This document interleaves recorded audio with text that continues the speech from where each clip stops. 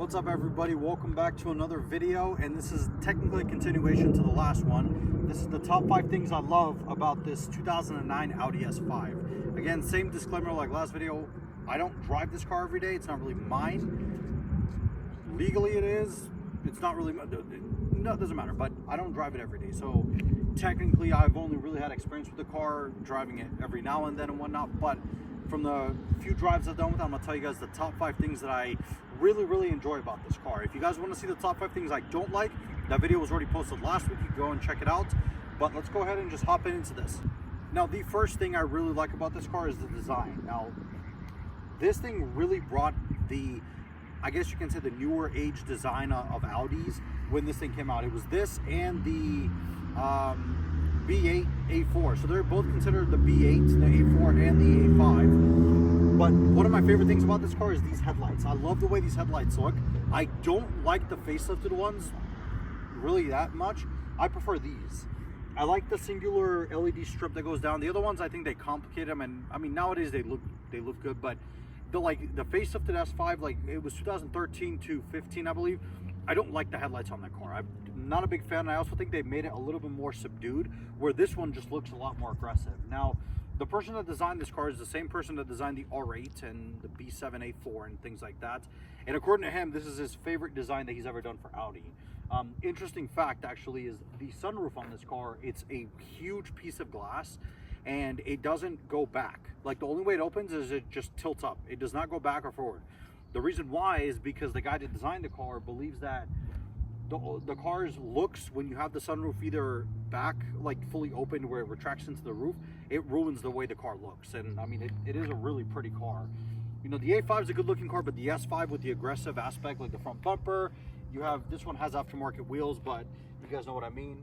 The aluminum mirrors, which are a Audi sort of SRS thing standard. And then of course the quad exhaust in the rear. It is a very pretty looking car. I mean, just look at it. This one, obviously somebody plasti dipped the grille, which, you know, whatever, it goes with the whole black and red look, but it is a very pretty car. But let's hop into the second thing on this list.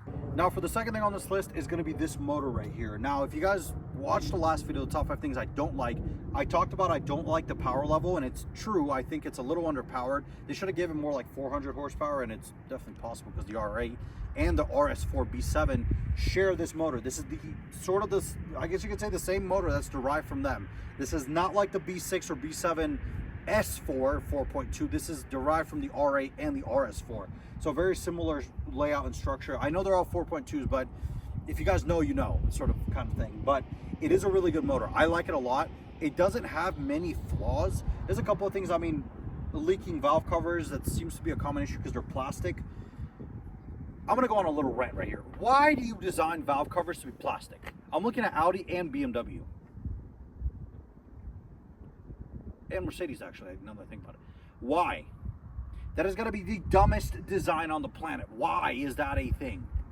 Yeah, let's build something that gets super hot and has oil hitting it constantly, plastic. For what, weight savings? I don't care if this adds 5 pounds to the motor. Give me metal ones. This car has a problem with this valve cover. We replaced the gasket and it's still leaking. So I think the actual cover itself is bad. And guess how much the driver's side one is? Actually, I'll tell you both. The passenger one is $293. Okay. This is $893 because apparently it's a common thing. Now, we're getting ahead of ourselves. I should talk about some of the top 5 things I hate. But again, really good motor. It's fairly reliable.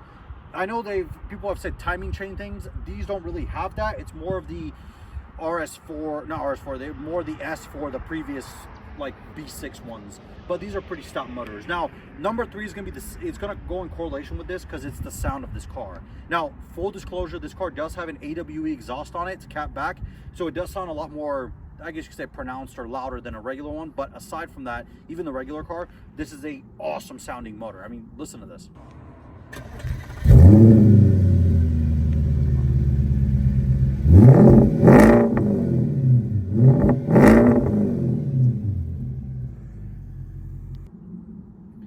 Pretty good. I mean, it is a very aggressive car, and it it revs. I mean, it's super nice. and it sounds really good. When you're driving across and you're between, like, let's say, you know, on the street there's a couple walls around you, when you downshift or if you give it a little blip, you can hear little pops. It sounds really, really good. It is a great sounding motor. But that's going to be the third thing on this list. Let's move on to the fourth. Now for the fourth thing on this list, it's very reminiscent of the last video, but it's going to be the interior. So in the last video I talked about how much I didn't like the space in here or some of the materials, which is true, but I love the design of the interior, like the way it looks. You know, everything, if you look at the dash, it's angled towards you as the driver, and it's a really, really nice place to be. Now, props to Audi, you know, Volkswagen Group and everything, Porsche. This steering wheel is the same steering wheel that's in a Lamborghini Gallardo. Also the same steering wheel as a base model Audi A4, which those two cars, if you don't know, are across, literally on the opposite ends of the price spectrum. But yeah, just funny enough that they do that. But I really like the design. I love the design of these seats. I think they're really pretty. And especially if you get them in a different color. If you get the black ones, I think they're whatever, kind of basic. But these red ones, also, you could have got the option of brown. And my favorite one is the white seats you could have gotten. You could have got them in white, but this red is really nice. It correlates very well with the black color and just the whole accents. Now, this car doesn't have the carbon package, which was an option. This could have been carbon, but whatever. It is a really, really beautiful interior. I mean, overall, the design of this car, whatever you think about the powertrain and the car itself, the design of this car is very pretty. The exterior and the interior. But let's move on to the fifth thing. Now, the last thing that I want to yap on about, this one's going to be a little bit, probably the longest one out of all of them, is the price range of these cars. Now, you may be thinking to yourself, what are you talking about? I think for the price that these cars are priced at, this is a great introduction to a German sports car. Multiple reasons. We'll start with the first one. It has a V8. Or, if you don't like the V8 and you want to save some gas, you could get this with a supercharged V6. 2009, it was only the V8. I believe 2010 or 11 is when they introduced the V6. Now, with the V6, I actually don't know if you can get them with a manual. No, you can. So, you could get them with a manual, but if you get the convertible only came with the supercharged V6. So be mindful of that. But regardless, I love the fact that Audi gave you that option. They kept the V8 until 2012. Now, like I said, 4.2 V8 makes 350 horsepower, which is pretty underwhelming, kind of, if I'm being honest. I'd prefer if I had 400, but if you want something a little bit more peppy, a little bit more tune friendly, I guess you can say, you can option it out with the 3-liter supercharged V6, which from the factory, I love the way those things sound. That supercharger one is nasty, and they're just a tune and a pulley away from like 400 and around the 4 to 450 mark for power wise. You can do intakes, exhaust, everything. But back to the price range, they're all over the place. You could buy one of these, depending on condition and miles, of course. You can find them for as low as like 7 grand, 7 to 8 grand if you look hard enough, to, of course, really nice ones being like 13, 14, 15 grand. Now, we got this one for pretty cheap because I did get it from the auction, but this is the one that would be on the higher end of the price range, I guess you could say, because it has the car enthusiast spec. It's black, red interior, and the most importantly, it's a V8 with the manual. Now, the cheapest ones you're probably going to find, I believe, are either the supercharged automatic or maybe the V8 automatic, but for sure the convertible. So supercharged V6 automatic convertible are the cheapest S5s you could buy. The reason why is they're just not as desirable. You know, with the convertible, us car people don't really want convertibles. We're more of a coupe kind of person, less things to break. And also with the convertible, you're stuck with the V6, so you can't really get the V8.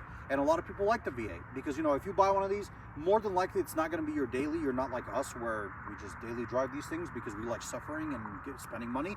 But most people are not going to daily drive this. They're probably going to use this as like a weekend thing, or maybe like not a daily is what I'm trying to say. So if you get the V8 with the manual, it's super fun to drive. Now, the Quattro system is also awesome. I guess this is a honorable mention, I guess I'll put it in here, is the Quattro system. I love this all-wheel drive system. I am a firm believer that out of all the German cars, the Quattro all-wheel drive is the best one. I don't care if it's Mercedes 4MATIC, BMW X-Drive, the Quattro one is by far the best one. I mean, this thing killed everything in Group B rallying in the 80s. Not this car, but the Quattro all-wheel drive system, because it was the first all-wheel drive system out there. I love it. It is awesome. You can literally go into a corner in second, full throttle, and this car does not skip a beat. It will not slide on you. It won't do anything. Now, make sure you have good tires and everything, but the all-wheel drive system is amazing. It is awesome, and it's very, very intuitive. But again, if you're looking for one of these, be ready to spend some money, especially if, you know, it needs some maintenance things. We bought this car for pretty cheap, but we did have to change the fans because one of the radiator fans wasn't working.